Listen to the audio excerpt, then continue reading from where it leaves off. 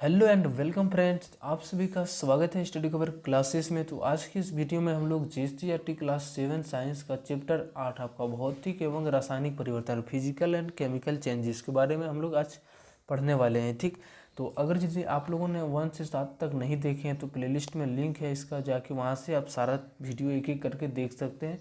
चलिए हम लोग यहाँ से अब शुरू करते हैं। अगर यदि चैनल पर नए हैं तो चैनल को सब्सक्राइब कर लें और दोस्तों को भी शेयर करें। हम लोग अब शुरू करते हैं। ठीक, हमारे आसपास हमेशा कुछ न कुछ परिवर्तन होता रहता है। ठीक, छोटे पौधे बड़े हो जाते हैं, उनमें फूल और फल लग जाते हैं, छोटे बच्चे बड़े हो जाते हैं, दूध से दही, गन्ने से गन्ने का रस, चावल से भात आदि बहुत सी चीज़ों को आप बदलाव देखते हैं। यानी ये सारे बदलाव हमारे चारों ओर होते रहते हैं और हम देखते भी हैं। ठीक, मौसम भी बदलते हैं। सरहुल कर्मा फिर तोहराई मौसम के अनुसार पर्व भी बदलते रहते हैं। गर्मी के लंबे दिन जोड़ों में छोटे हो जाते हैं, जाड़ों में छोटे हो जाते हैं। दैनिक जीवन हम अपने आसपास होते इन परिवर्तनों से परिचित होते रही रहते हैं। ठीक, यानी ये सारे चेंजेस हमारे दैनिक जीवन में होती रहती है। अब इसमें से कुछ तीव्र और कुछ मंदानी, कुछ जल्दी जल्दी और कुछ लेट से होता है। ठीक, इसके बारे में पढ़ते हैं कि एक मोमबत्ती तुरंत जलने लगती है, कोयला आग पकड़ने में समय लेता है, उबलते दूध में नींबू का रस डाल दीजिए, दूध तुरंत फट जाता है, लेकिन दही को जमने में समय लगता है, गुब्बारे से हवा का निकलना, रसोई गैस का जलना, ये सब तुरंत हो जाते हैं, लेकिन नाखूनों का बढ़ना, बालों का बढ़ना, गमले के पौधे का बढ़ना धीमी गति से होने वाला परिवर्तन है। यानी जो काम जल्दी से हो जाती है उसको हम तीव्र कर क्रिया बोलेंगे, तीव्र परिवर्तन बोलेंगे, और जो धीरे धीरे होती है उसको हम मंद परिवर्तन बोलेंगे। ठीक, अब यहाँ से हमारा इससे क्या निष्कर्ष निकलता है? कुछ परिवर्तन धीमे होते हैं, कुछ तीव्र। जो परिवर्तन धीमे गति से होती है उन्हें मंद परिवर्तन कहा जाता है।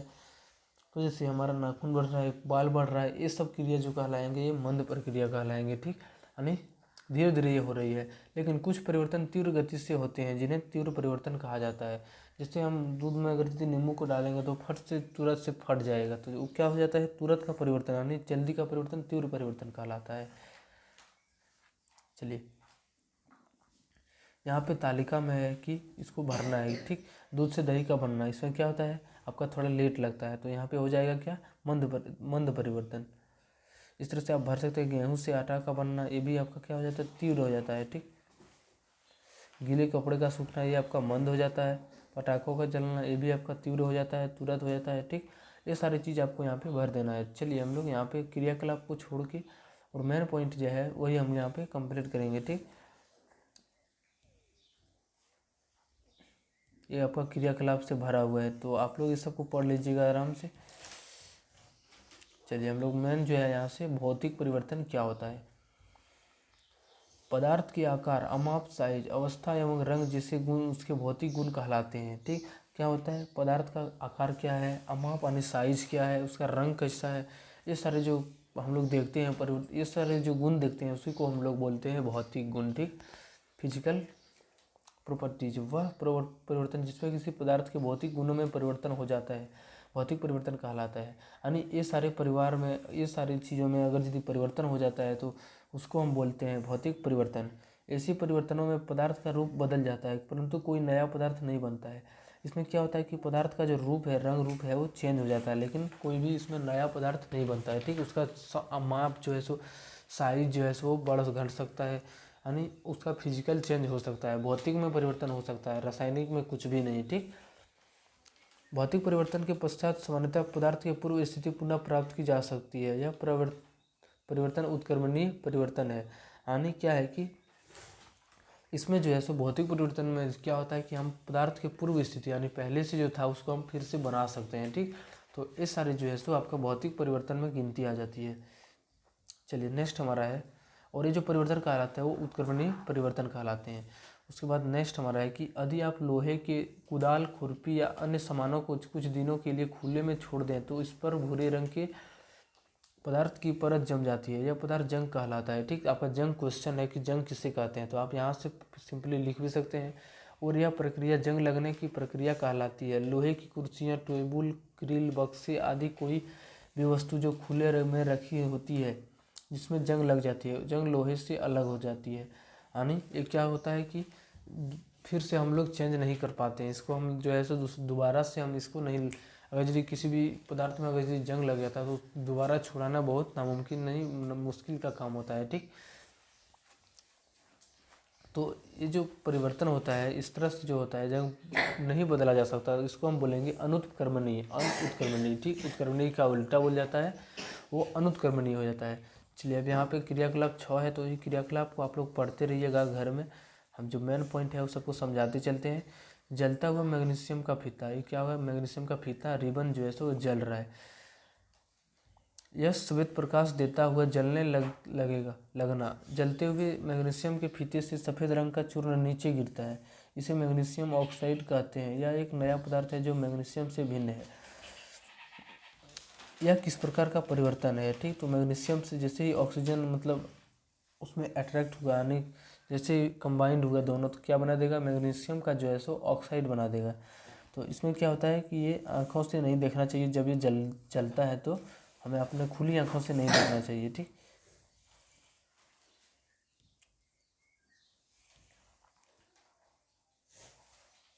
चलिए उसके बाद है यहाँ से कि अब यह स्पष्ट है कि वह परिवर्तन जिसमें एक अथवा एक से अधिक नए पदार्थ बनते हैं, तो ऐसा जो परिवर्तन कहलाता है हमारा रासायनिक परिवर्तन कहलाता है। ठीक, इस प्रकार के परिवर्तन को रासायनिक अभिक्रिया भी कहते हैं। रासायनिक परिवर्तनों के फलस्वरूप ही नए पदार्थ बनते हैं, इसलिए हमारे जीवन में यह बहुत ही महत्वपूर्ण है। यानी कोई भी काम होता है, अगर यदि उससे एक नया पदार्थ बनता है तो हम उसी को बोलते हैं क्या, तो ये हमारा रासायनिक परिवर्तन कहलाता है। ठीक, यानी क्या होता है, उसका गुण या फिर उसका पदार्थ जो है सो चेंज हो जाता है। जैसे दूध से दही बन जाता है तो क्या होता है, उसका स्वाद जो है सो अलग टाइप का बन जाता है, उसका कुछ ना कुछ चेंज हो जाता है। उसके बाद यहाँ से बोलता है, आपने देखा होगा कि यदि बैंगन को काटकर कुछ देर के लिए छोड़ दिया जाए तो उस पर काले रंग की परत जम जाती है। आलू या सेब के टुकड़े को काटकर छोड़ने पर भी यही होता है। यह किसी नए रासायनिक पदार्थ के बनने के कारण होता है। यानी जब क्या होता है कोई भी, उसके बाद से बोलता है कि अगर यदि कोई भी बैंगन के ऊपर हम लोग काट के, अगर यदि हम खुले वातावरण यानी हवा से वो रिएक्ट करके क्या करता है, ऊपरी में काला टाइप का परत जो है तो चढ़ने लगता है। ठीक, या फिर हम सेब को काट के उससे छोड़ दे तो उसमें भी क्या होता है, काला टाइप का परत चढ़ने लगता है। ये सब जो परिवर्तन होता है इसी को हम लोग रासायनिक परिवर्तन बोलते हैं।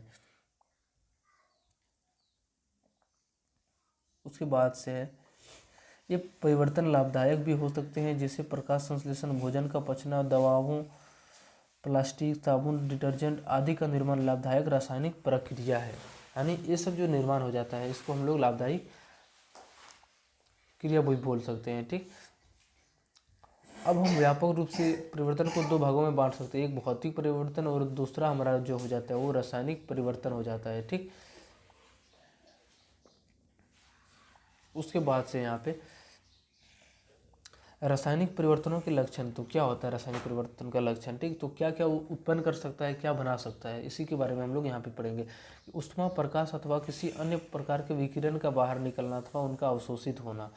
यानी क्या होता है, या तो ऊष्मा का, प्रकाश का, उसी का मतलब क्या होता है, बाहर निकल जाता है उसी के रूप में, या फिर अवशोषित हो जाता है, यानी वो सोख लेता है। ठीक, तो ये सारे जो परिवर्तन होता है रासायनिक परिवर्तन के अंदर होता है।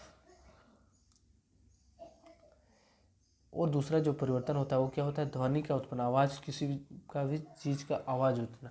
जिससे हम लोग पटाखे को अगर यदि आग से हम लोग लगाते हैं उसमें, तो क्या होता है कि वो आवाज़ करता है, विस्फोट के साथ आवाज़ भी करता है, यानी ध्वनि भी उत्पन्न करता है।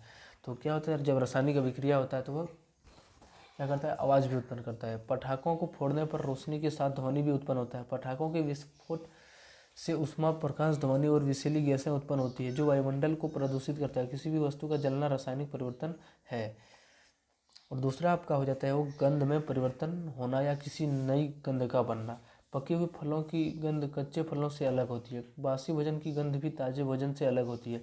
फलों का पकना, भोजन का बासी होना भी रासायनिक परिवर्तन का उदाहरण है। यानी जब रासायनिक परिवर्तन होता है तो उसका गंध में भी क्या होता है, चेंज हो जाता है।